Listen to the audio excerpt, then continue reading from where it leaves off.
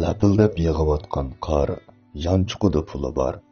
Ko'ngli xotirjam odamlar uchun romantik tuyg'u berilishi mumkin. Lekin turmush g'ami uchun tinmay tipirlayotganlar uchun g'am qayg'udan boshqa narsa emas.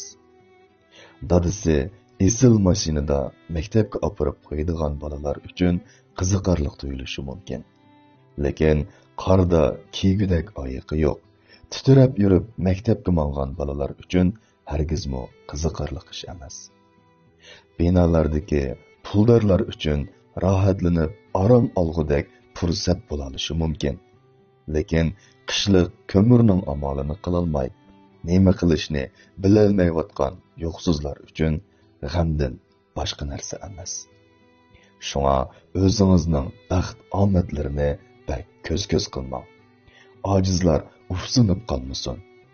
Shahzoda malikalaringizni mashinada maktabga elib manganingizda, yomg'irda titrab minayotgan sabiy bolalar uchrab qolsa, suv chachratmay ostin mening.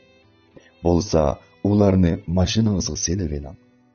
Balkim kunlarning birida siz piyoda qolganda shu bola sizni habosh qilib manzilingizga yetkazib qo'yishi mumkin. Tabiat muzlasin, lekin mehr muhabbat muzlab